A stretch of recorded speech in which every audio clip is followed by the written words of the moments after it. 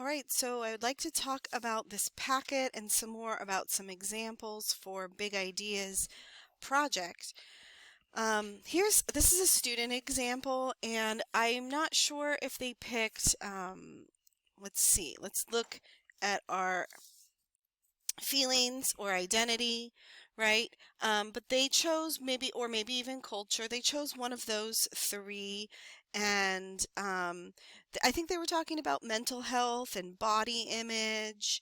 And it's a really awesome piece in the front, but remember, these are three-dimensional, so look in the back. Ooh, and there's some cool things in his brain, in his head. So think about the three-dimensional ness of your piece. So there's one more example. Another one that I'm working on here is this one here. And remember I had said pick a big idea that's kind of in your wheelhouse or something that you're familiar with. So for me, I usually pick nature, or this is supposed to be environment, right? That's what we had called it with our big ideas, was environment.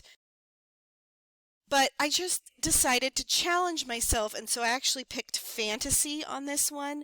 And it says, what does your fantasy world look like? So I made a little fairy house, and it's very magical and that kind of thing.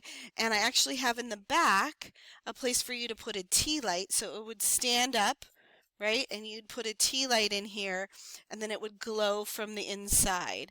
So that is one of my projects that I'm working on and trying to challenge myself. Okay, so how do we use this packet? So these are the big ideas, and to start, you want to pick one big idea and then one essential question. That question you're going to answer in your artwork. So you're not going to answer it in writing. Your answer is going to be the artwork. So again, my question, what does your fantasy world look like? Here's my answer. Okay, so you're going to pick one of those, and you're going to come over here and fill this out. So your big idea, let's zoom in here. So if I were filling this out for this, my big idea would be fantasy. Right? If I'm working on this guy here. And then the essential question that I'm going to answer is, what did I say it was?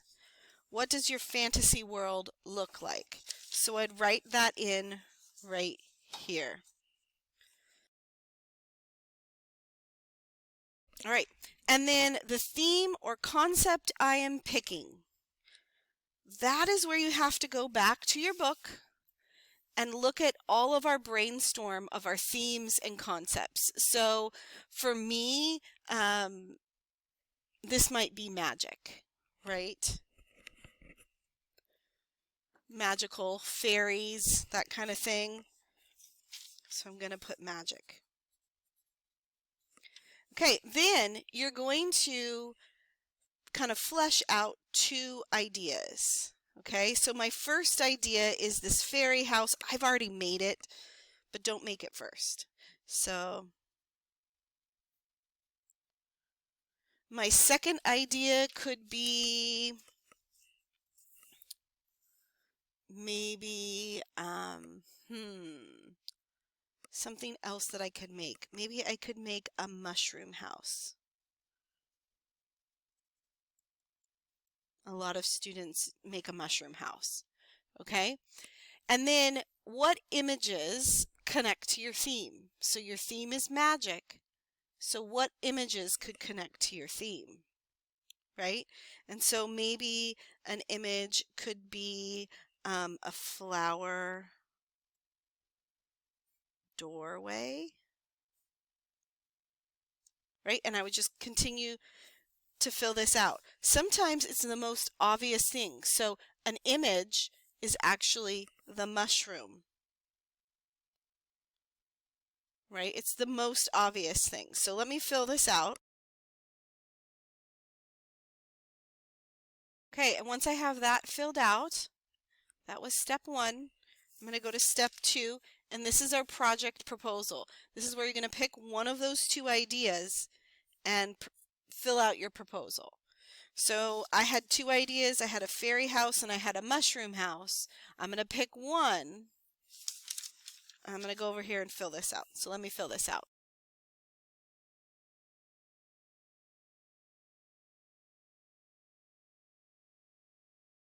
Okay, and at the end of this page, you write a sentence of what you're going to make. Okay, so if I ask you what you're going to make, the sentence is, I am going to make a, right? Okay, and then the last page is your drawing. And the goal of this sheet is to sketch out your final ideas. You need multiple views. You need a construction method. So you could just circle this like I'm just doing slab. Dimensions, and I'm going to show you how to do that, in inches, and then colors of glaze. So for me, I have this house that I'm making, and I kind of made it kind of wobbly like that, right? And so for the dimensions, I'm going to take the highest point and the lowest point and do like a double-sided arrow and go, how high do I want to make this? Okay, I'm going to just say 8 inches. You can get a ruler out and look at that. There's rulers up front. And then how wide is it going to be? So kind of from the widest point here to the widest point here, how wide is this going to be? And maybe I'll make that 5 inches. That is up to you. But that's how you do the dimensions. So I've got the dimensions done here. I've got the construction method. Now I need to I'm going to show what I want to do, right? And I want to put in kind of all my details. I have a little flower that goes up here. I also want to do a side view or a top view and one other view. So from the side, it just kind of looks like this, actually. So I don't really have anything going on except for it's arched like that. So, and then again, this would be 8 inches, and this would be 5 inches. So we want to put all those things in. So I've got now the side view, multiple views, I've got the front and the side, and then now I need colors of glaze. And you can just write this. So I want to make it green. I really like green thumb as a glaze. I want Pinkadot. Maybe a little bit of yellow. The yellow color is Sunkissed. So now I know what glazes I need.